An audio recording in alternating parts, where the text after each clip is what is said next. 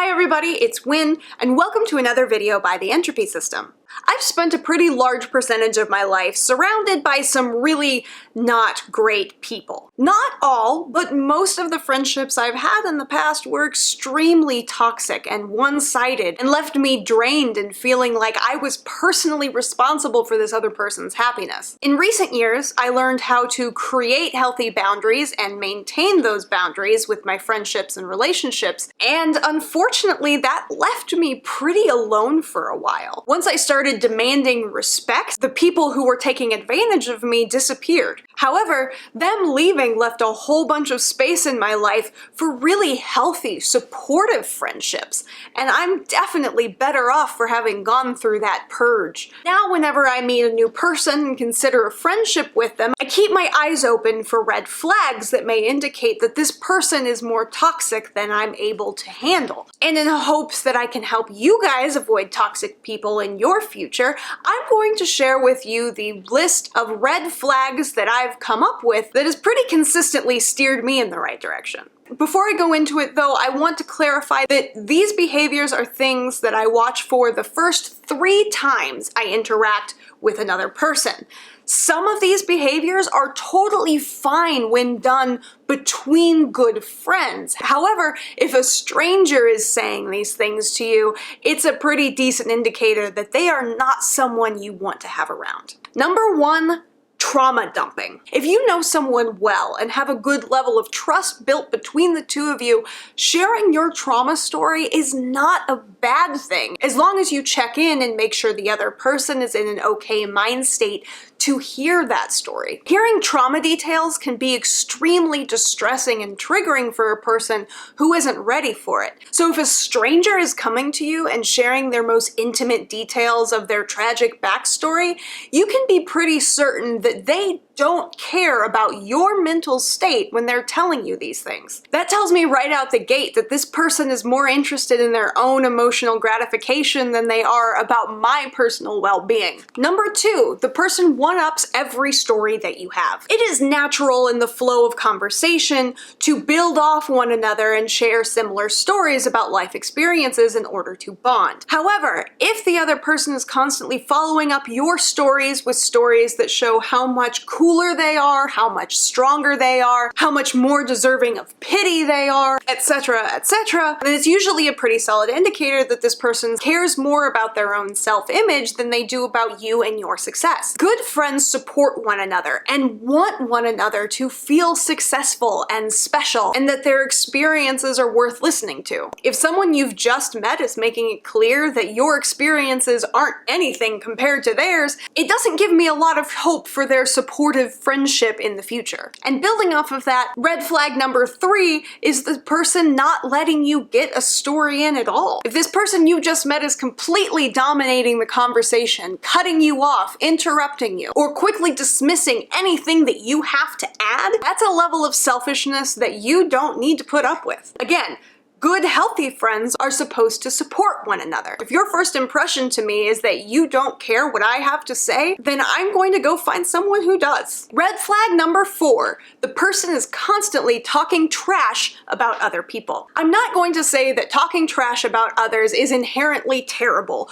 Friends do that with friends. It happens with everybody. Whether it's coworkers talking about a customer that was frustrating, or friends smack-talking between each other about a mutual bully, sometimes that behavior just allows you to burn off steam. However, there is a definite line, as far as I am concerned, between healthy blowing off steam between friends and just genuinely being a nasty person. If I'm having a conversation with someone, and that person keeps circling back to a list of people they don't like, telling me why they don't like them and why I shouldn't like them either, it'll make me wonder what they're going to say about me behind my back. It also indicates that this is a person who receives some level of joy watching other people fall or suffer or be looked down upon. I want friends to reinforce positivity in my life. I don't want to be around people who are constantly looking for drama or causing it themselves. Next one on the list may seem counterintuitive, but trust me, that the person offers to do some grandiose favor for you.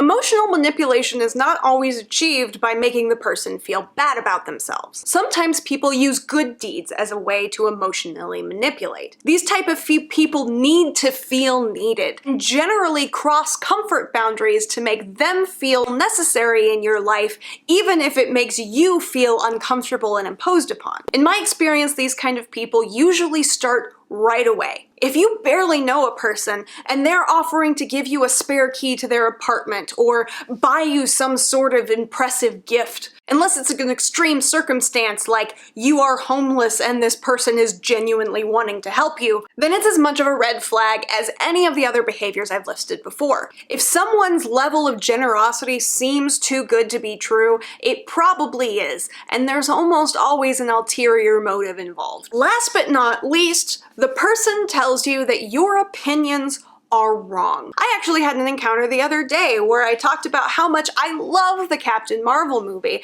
and a person who I actually wasn't even talking to inserted theirself into my conversation and proceeded to try to convince me that I was wrong for liking that movie and that it was the worst thing that Marvel had ever come up with. I respect difference of opinion when it comes to film, and I tried to excuse myself by explaining that he doesn't have to like the film. But no matter what I tried to say, he was adamant that I must admit my flaw in thinking over a superhero movie. Disagreeing with people is fine. Having conversations about it is fine. If you're unable to see eye to eye, agreeing to disagree is fine.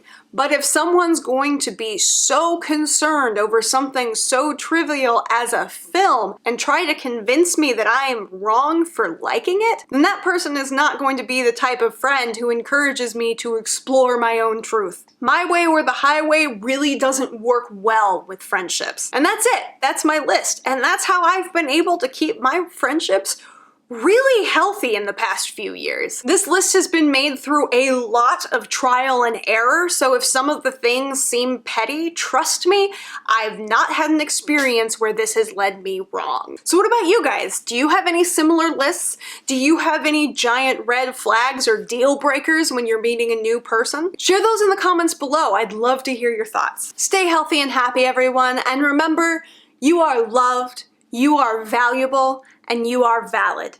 Have a great day. Bye. Hi everybody, it's Win. I want to take this opportunity to give a huge thank you shout out to Shoshi Bauer and Lily Andrews and all of our other patrons for helping support this channel and making what we do possible. If you are interested in becoming a patron, a link to our Patreon is in the description below. If you are interested in sending us fan mail of any kind, our P.O. Box address is also in the description below. I hope you all have a wonderful day. Bye! He doesn't have to like the film. I liked it, and that's really all that matters. Leia, no. But I can still like it, and we can both go our separate ways. Leia, stop it. Leia, stop it.